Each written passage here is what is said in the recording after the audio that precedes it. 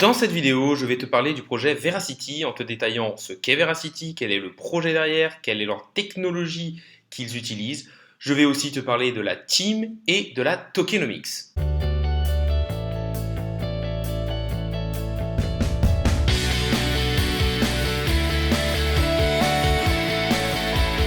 Salut à tous, c'est Inspecteur Crypto, bienvenue dans la vidéo du jour qui va parler du projet Veracity. Comme je vous l'ai dit, je souhaite faire pas mal de vidéos sur des projets en particulier parce que c'est ce qui a été demandé par la communauté et ce projet en particulier a été demandé par un abonné qui me suit et me soutient depuis le début de la chaîne, donc je trouvais que ça pourrait être un petit clin d'œil sympa et je pense qu'il se reconnaîtra. Donc dans cette vidéo, je vais vous présenter le projet Veracity de manière la plus détaillée possible en vous parlant de la team, de la roadmap, du token, de la tokenomics, en vous montrant qu'est-ce qui va se passer, quelle est la technologie derrière, pourquoi c'est un projet intéressant, en vous parlant aussi de est-ce qu'il est intéressant d'un point de vue graphique. N'hésitez pas à liker la vidéo, à commenter pour me dire quel type de projet vous voudriez que j'analyse dans le même type que Veracity, un peu dans le même style de la vidéo que j'avais fait sur Ultra iOS. N'hésitez pas non plus à vous abonner, ça récompense le travail que je fais au jour le jour et ça permet de faire grossir la communauté. N'hésitez pas non plus à vous abonner à mes réseaux sociaux, à savoir mon Twitter Inspecteur Crip1. Ça me permettra de donner de la visibilité et de la force pour avoir de nouveaux partenariats et donc faire des giveaways sur Twitter, ce qui se fait pas mal actuellement dans le monde des crypto-monnaies. Mais passons tout de suite sur la vidéo du jour, à savoir le projet Veracity. Le projet Veracity, c'est un lecteur vidéo basé sur la blockchain qui va incorporer un système de récompense aux éditeurs, mais aussi aux personnes qui regardent les vidéos. Leur gros point fort, c'est qu'ils ont des partenariats avec beaucoup de grosses entreprises telles que YouTube et Facebook, ce qui en fait quand même un mastodonte au niveau des crypto-monnaies, même si pour l'instant, en termes de market cap, ils ne sont pas encore énormes. Veracity, ils vont être orientés principalement au niveau du gaming et du e-sport. Ce que je trouve intéressant, c'est que c'est un projet qui va être au niveau de l'infrastructure, et un peu comme les Theta Network par exemple. Et les projets d'infrastructure, ils vont pouvoir être énormément utilisés pour tout ce qui est NFT, pour tout ce qui est e-gaming, et aussi pour tout ce qui est métaverse. Et on sait que c'est des pans d'activité qui risquent d'être vraiment les narratifs d'avenir. Et ça, avoir et investir dans un projet qui va être au niveau de l'infrastructure des projets d'avenir et qui en plus est aussi dans le gaming, c'est quelque chose qui peut être intéressant. Le Veracity a plusieurs plateformes. Ils ont leur plateforme Vera eSports qui va être du coup au niveau principalement du gaming e-sportif. Et il faut savoir qu'ils ont une technologie qui est très intéressante et qui est brevetée. C'est le Proof of View. En fait, ça va permettre aux sponsors de maximiser leur campagne de marketing avec de vraies vues. Ils vont avoir une technologie anti-bot et en fait, toutes les vues qui seront faites seront des vraies vues. Et comment ça va se faire? En fait, c'est parce que ils vont récompenser les personnes qui regardent les vidéos avec des tokens Vera, ce qui va donc permettre d'attirer aussi les personnes pour regarder le contenu et permettre aux éditeurs déjà d'avoir plus de gains parce que cela se fait de manière décentralisée, mais aussi d'avoir une réelle audience et pas juste des robots qui font des vues pour faire des vues. Il faut savoir qu'il y aura aussi une augmentation au niveau de l'engagement des revenus publicitaires des éditeurs vidéo grâce à ces différentes récompenses et à leur technologie anti-bot. En fait, ils vont éliminer en quelque sorte la fraude publicitaire grâce à leur propre lecteur vidéo. Leur technologie va permettre aussi de vérifier l'identité et la propriété, ce qui peut être vraiment très adapté avec l'explosion actuelle qu'on a au niveau des NFT. Leur business model, c'est principalement des revenus au niveau des abonnements du Vera eSport, des publicités, et leur but, c'est de se diversifier en allant sur des NFT sur leur plateforme. Quand on essaye de rentrer un peu plus dans le détail au niveau de Veracity, on voit quand même que c'est un projet très complet et très bien pensé. On voit qu'ils ont segmenté leur activité en différentes choses. Vous allez avoir le Vera eSport, qui est donc la plateforme qui est spécialisée dans le e-sport, ce qui est très intéressant. On voit que c'est en train énormément d'augmenter au niveau, par exemple, des compétitions de FIFA, etc., etc. On voit que tout ce qui est e-gaming, mais spécifique au sport est en train d'exploser et que c'est un marché qui ne va ne faire que grossir. Et donc, s'ils arrivent à prendre des parts de marché là-dedans, ils ne peuvent que être gagnants et exploser. On voit qu'ils ont énormément de sport, qu'il y a des tournois qui vont être retransmis dessus, énormément de jeux différents. Ils sont plutôt très complets avec, par exemple, le jeu Axie Infinity. Ensuite, il nous parle aussi de la technologie Vera Wallet. Le Vera Wallet, ça va être un wallet qui va être directement intégré sur Veracity et qui va permettre du coup d'acheter et de revendre du Veracity, mais aussi de stake ce Veracity à 25,55% par année. Donc c'est assez intéressant, c'est-à-dire que si vous regardez des vidéos, vous allez gagner du Veracity en étant une réelle personne qui va regarder et du coup ça va vous permettre en plus grâce au Vera Wallet d'avoir du staking et de staker ces VRA que vous aurez gagnés à 25,55%. C'est-à-dire que si vous croyez au projet sur le long terme, vous allez regarder des vidéos dessus, gagner gratuitement des VRA et ensuite les faire fructifier à 25,55%. Ce qui est quand même quelque chose d'assez intéressant. Dernière chose, on voit qu'ils ont le Vera Views. Le Vera Views, en fait, ça va aider tout simplement à avoir vers leur technologie le réel nombre de vues qui vont être faits grâce à Veracity. Ce qu'on peut voir aussi, c'est qu'ils nous disent que en 2023, les pertes totales liées à la fraude au niveau des pubs pourraient être aux alentours de 100 milliards de dollars. C'est quelque chose d'énorme. Et donc, pour ce faire, du coup, leur technologie Proof of View peut vraiment être quelque chose qui va attirer différentes entreprises. Et on sait que c'est les partenariats et l'utilisation dans la vie réelle qui peut faire exploser ce type de projet. Une autre chose intéressante, c'est que Veracity veut se développer vers les NFT. En effet, quand on est dans le gaming, on sait que les NFT ont un rôle particulier, surtout au niveau de la blockchain. Les NFT vont vous permettre de réellement posséder un item que vous aurez gagné dans un jeu vidéo, mais aussi, si le jeu vidéo est fait sous forme de NFT, que le jeu vous appartienne réellement et donc vous pourrez le vendre même si le jeu demain n'existe plus. Et ça, c'est quand même important d'avoir la réelle propriété de ces NFT.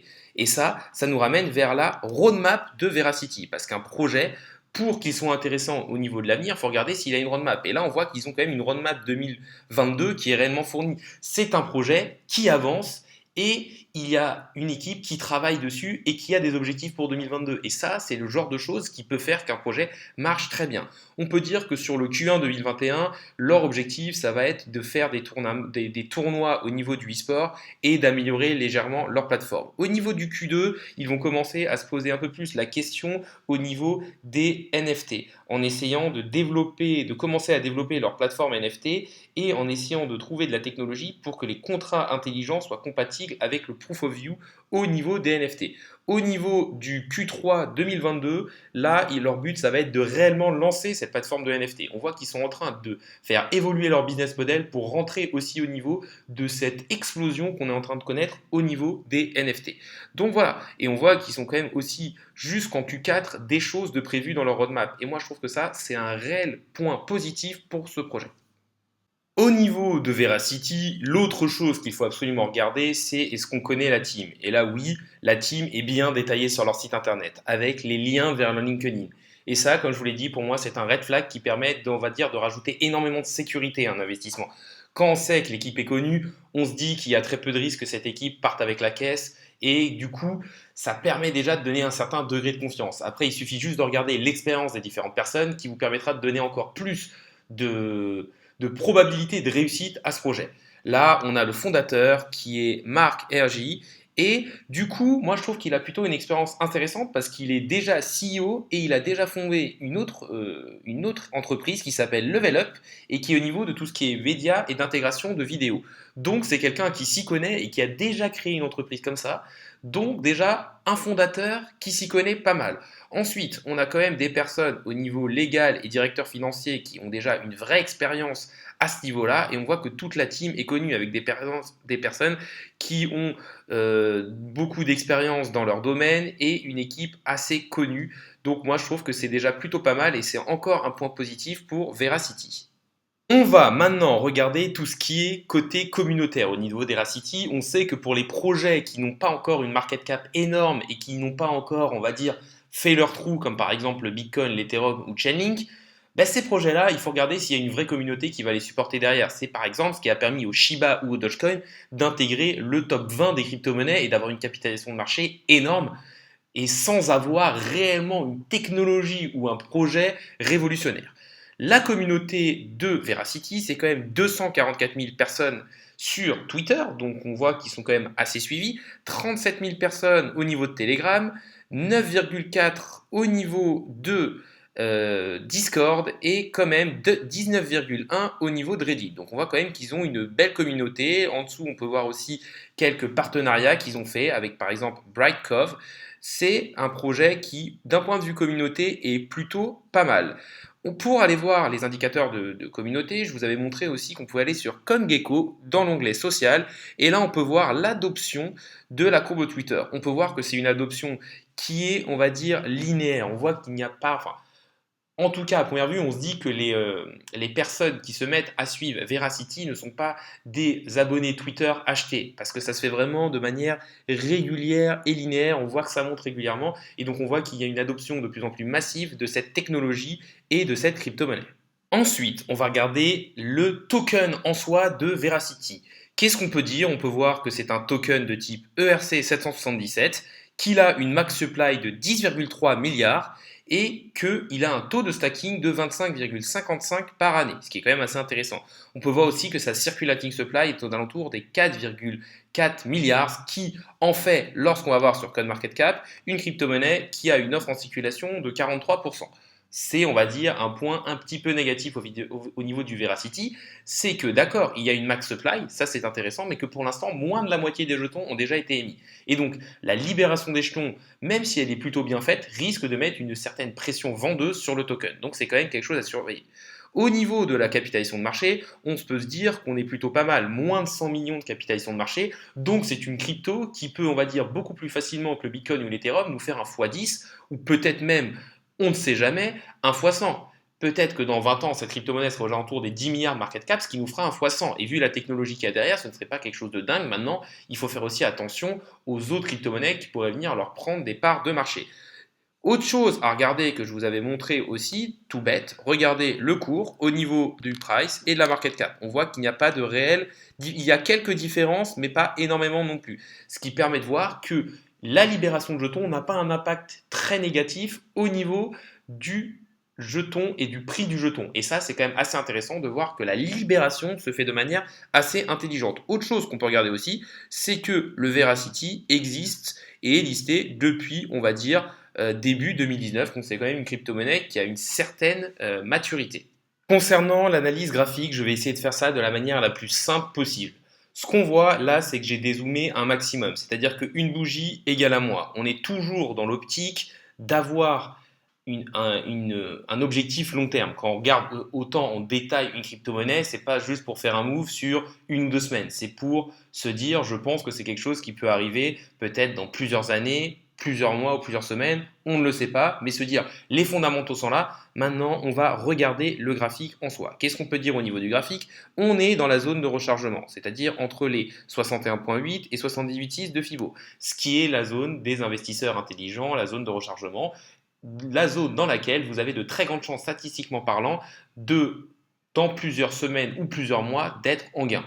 Ce qu'il faut regarder aussi, c'est que depuis environ 4 mois, on avait cette ligne de tendance baissière, comme sur beaucoup d'autres altcoins, qui nous maintenait la tête sous l'eau. Là, on voit justement que on a réussi à passer derrière cette ligne-là et qu'on est venu la pullback. Donc d'un point de vue graphique, c'est plutôt intéressant. Autre chose aussi à regarder, c'est qu'on a des volumes acheteurs ici, les deux rectangles verts, qui sont assez élevés. Donc, on peut dire qu'actuellement, sur Veracity, il y a une espèce d'accumulation qui est en train de se faire, un espèce de retournement de marché. Après, quand même, une grosse correction dans une zone intéressante. Donc, ça pourrait vouloir dire que des personnes sont en train d'accumuler du Veracity et donc on pourrait, sur les semaines ou mois à venir, si le Bitcoin fonctionne bien, exploser au niveau de cette crypto-monnaie. Pour conclure, un projet Veracity qui semble intéressant et qui semble avoir toutes les cartes en main pour réussir. On voit qu'il y a une grosse équipe derrière qui est connue, on voit que le projet est intéressant, qu'on a une roadmap pour 2022 avec un réel travail qui est fait par la team. On voit aussi qu'ils ont une vraie technologie qui leur est propre dans un domaine qui devrait exploser et qui ne fait qu'augmenter, à savoir l'e-gaming et le e-sport. N'hésitez pas à liker la vidéo, à commenter pour me dire quel type de projet vous voudriez que j'analyse dans le même type que cette vidéo-là. N'hésitez pas non plus à vous abonner, ça récompense le travail que je fais au jour le jour et ça permet de faire grossir la communauté. Une autre petite demande, n'hésitez pas à me suivre sur Twitter, sur Inspecteur Crypt 1, ça me permettra de gagner en visibilité et donc de faire des partenariats et des giveaways à la communauté. On arrive sur la fin de la vidéo, salut à tous et à la prochaine!